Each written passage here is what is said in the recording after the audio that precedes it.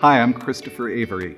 People everywhere, smart, motivated, ambitious people, feel trapped and stuck in lives that they don't want and don't own and don't think that they can do anything about. And the truth is that we're all always far more able and powerful than we usually get ourselves credit for. Every time something goes wrong, we experience some anxiety. If you want an explanation of something going wrong, what it means is that you are an intentional being, which means you have motivation, dreams, desires. You put yourself in motion towards goals, even if it's just making it across the office to get a cup of coffee. And so here you are in motion, and you get stopped. For whatever reason, from your pursuit. And at that moment, you feel a little frustration, upset, or anxiety. We call that a problem. So the anatomy of a problem is in motion or in tension, and then stop or stuck. And that puts you in a place of stasis, stuck, stopped. And when that happens, the responsibility process in your mind is triggered. Up until that moment, you may have been feeling free, powerful, and at choice. And then all of a sudden, your mind is telling you, those dumb construction people shouldn't have started here at 8 o'clock in the morning when they know we're all trying to get coffee, right? So blame. And you stay in blame as long as your mind agrees with blame. But in blame, what we know is that you're saying that you're at effect and the cause is outside of you. And that means that until somebody else changes, you can't be happy. Now, what we learn about this is actually a choice. So for those of us who've been practicing for a while, blame is a choice. It's a choice that we make in between stimulus and response. For those of us who haven't been practicing this for very long, it's an unconscious choice, right? We don't even know we're doing it. And so part of our work here is to make it conscious so that you can make a conscious choice to stay in blame or get off of it. So it's just a mental state.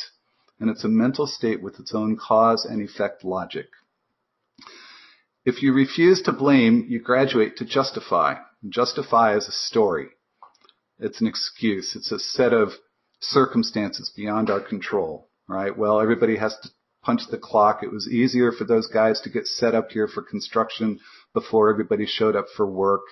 It's not that big a deal that I have to walk an extra 100 yards around to get to the kitchen to get a cup of coffee.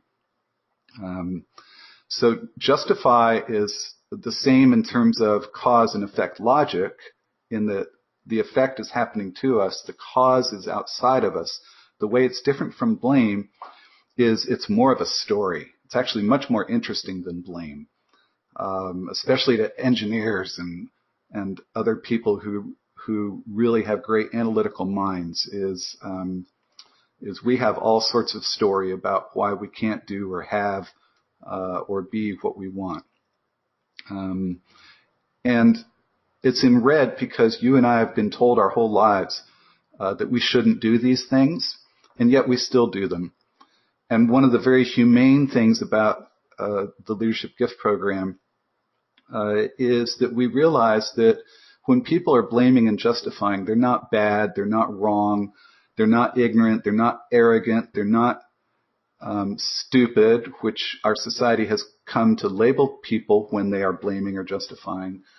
There's nothing wrong with them. They're normal people who have some anxiety in their lives where they're stuck, not getting what they want, and they're behaving exactly normally in terms of their mental state. So we can stay in blame and justify for a moment, or a week, or a month, or a year, or a lifetime, or we can get off of it. Right? And you're going to be learning how to find it and get off of it more rapidly. If we refuse to justify, we graduate to shame.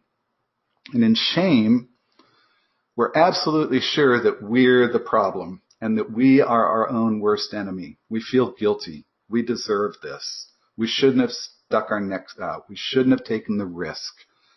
Right? We ask ourselves, what's wrong with me? Which is the last question you should be asking yourself, because when you ask that, your mind answers. It makes up a whole list. And the reason it's in green is because this is where society disagrees with our research and our models. Society has rewarded us when we beat ourselves up for having a problem. Society says, oh, good boy or good girl, you're taking, and they use the word responsibility when what we're doing is actually beating ourselves up. Right? So we're differentiating what responsibility really is from the act of self-pity or self-loathing or raising our hands and say, blame me, I'll take the hit, I have big shoulders. So shame is just lay blame on self. And what I've learned about it is that it's not very resourceful because our real state of mind, our real belief is that there's something wrong with us and that we deserve to have this problem. If we stop beating ourselves up, then we tend to land in a mental state called obligation. And obligation is the mental state of have to, don't want to. Have to go to this stupid meeting, don't want to. Have to go to work, don't want to. Have to wake up when the alarm clock goes off, don't want to. Have to go to the in-laws for holiday, don't want to. Have to go to the kids thing after school, don't want to. Have to do the grocery shopping, don't want to. It's also in green because we've been taught that the more we do what we're supposed to do, even if we despise it, the more responsible we are. I hope you're writing that down. We've been taught that if we're doing what we're supposed to do, even if we hate it, even if we despise it, right, that we are, quote, responsible people. So one of the things that I've learned is that what most of us get to unlearn, the habits of mind we get to change, is that we've been very effectively taught to hang out in shame and obligation and quit, which I'll go into in a bit. You and I, once we start studying this, we're very good at getting off of blame and justify. But we get real trapped in shame and obligation and quit because we've been in these deep grooves for a long time, and we've been rewarded for it, and we've thought of ourselves as good, responsible citizens for doing so. Quit is mentally disengaging. So if you think about the world of engagement and that 60-some people are disengaged at work, we're checked out because the pain of being checked in is too great. The pain of shame and obligation when we don't know how to get ourselves to the mental state of responsibility is too great. So we try and pretend that it's not happening. When you go to that really stupid meeting, it's impossible for you to be in the present and in the now and authentic because you might say something that you might regret later. You know, like, hey, this is a really stupid meeting. Can we do something different? So what do? We draw back. We disengage. We put on our meeting armor. We tell ourselves, I've been training my whole life to sit for 90 minutes in a stupid meeting. I can get through this one too, and I'll just roll my own home movies. So quit is another mental state, and it's a survival state. Obviously, these are all survival states of surviving a pain that we don't know what to do about. So the mental state of responsibility is a mental state that seems to be functioning from a higher brain, that you're not feeling defensive, you're not feeling resistant, which means you're feeling free. You recognize that you are an agent in moving yourself forward, even if you were an agent in creating the problem that you've got. Indeed, you're the only one who can change it so that you can be happy. Hence, we call it the mental state of freedom, choice, and power.